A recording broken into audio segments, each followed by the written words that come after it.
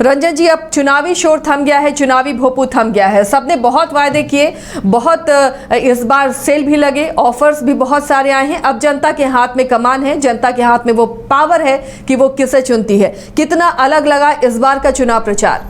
देखिए, चुनाव प्रचार जो इस बार का हुआ है उसमें अगर आप बीजेपी की तरफ से देखिए तो एक जो कॉरपोरेट बॉम्बिंग कहते हैं वो उस तरह की चीज़ें जो है यहाँ देखने को मिली।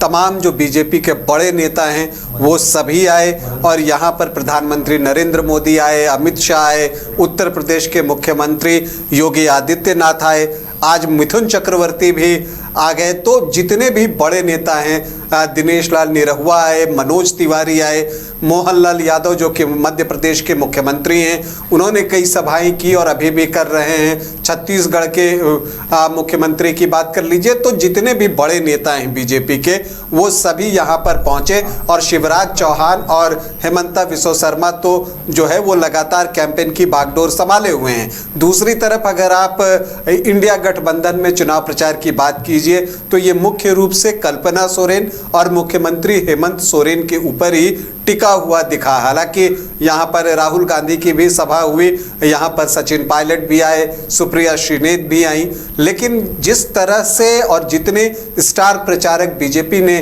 मैदान में उतारे उसकी तुलना में इंडिया गठबंधन से जो है वो आपको कम स्टार प्रचारक हमें देखने को मिले। अगर हम 43 सीटों की बात करें आसिया जी, तो जो 43 सीटों जिन पर की पहले फेज में 13 नवंबर को वोट डाले जाएंगे उनमें एससी रिजर्व सीट 6 है और एसटी रिजर्व सीट 20 है। मतलब कि 26 सीटें जो हैं वो आरक्षित हैं, 6 एससी के लिए और 20 एसटी के लिए और 17 सामान्य सीटें हैं। और ये जो पहले फेज का चुनाव होगा जो 43 विधानसभा पर, वहां पर कुल 683 प्रत्याशी जो है अपनी किस्मत आजमाने वाले हैं और जिसमें राष्ट्रीय पार्टी के जो प्रत्याशी हैं वो 87 होंगे, 87। झारखंड की मान्यता प्राप्त पार्टी से जो उम्मीदवार हैं वो 32 और दूसरे राज्यों के मान्यता प्राप्त दल 42 हैं, मतलब कि 42। गैर मान्यता प्राप्त निबंधित दल से 188 प्रत्याशी मैदान में हैं। पुरुष मान्यता प्राप्त 609 हैं, महिला प्रत्याशी जो हैं वो 73 हैं, जिसमें कि 34 निर्दलीय चुनाव लड़ रही हैं।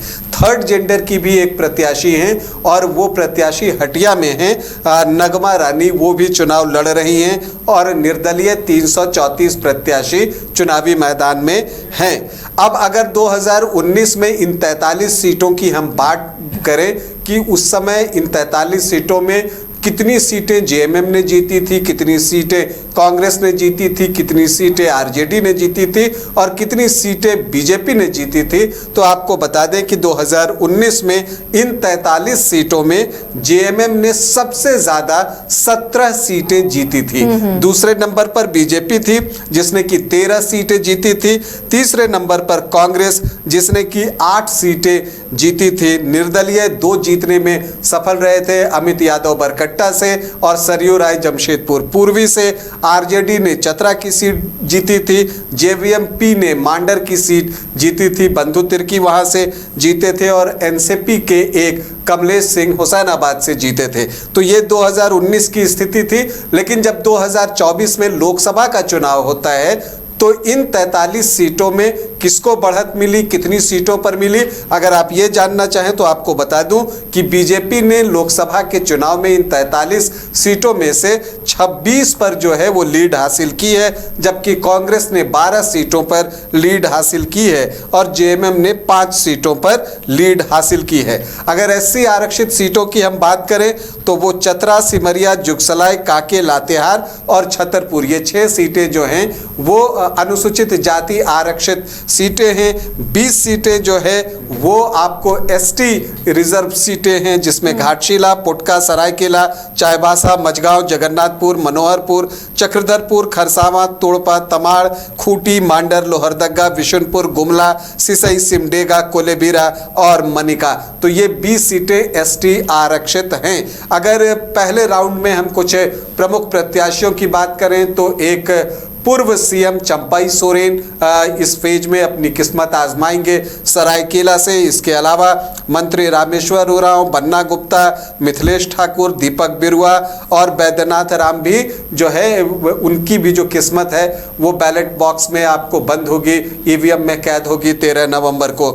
इसके अलावा अदर प्रोमिनेंट कैंडिडेट्स की हम बात करें तो सरयू राय, भानु प्रताप शाही, नीरा यादव, नीलकंठ सिंह मुंडा, रामचंद्र चंद्रवंशी और कमलेश सिंह की बात आप कर सकते हैं। KN त्रिपाठी भी हैं, राजा पीटर भी चुनावी मैदान में हैं। और अगर आप रिश्तेदारों की बात करें तो रघुवर दास की बहू पूर्णिमा दास जमशेदपुर पूर्वी से, सत्यानंद भोक्ता जो कि मंत्री हैं अभी भी झारखंड सरकार में, उनकी बहू रश्मि प्रकाश और पूर्व मुख्यमंत्री चंपाई सोरेन के बेटे बाबूलाल सोरेन घाटशिला से और पूर्व मुख्यमंत्री अर्जुन मुंडा की पत्नी मीरा मुंडा पोटका से चुनाव लड़ रही हैं। तो ये पहले चलिए, ये पहले चरण का जो सीटों का हाल है वो आपके सामने है कि कहाँ कैसा मुकाबला है और कौन जीता रहा है और किसके खाते में यहाँ पहले सीट गई है। लेकिन इस बार क्या होने वाला है वो जनता को तय करना है।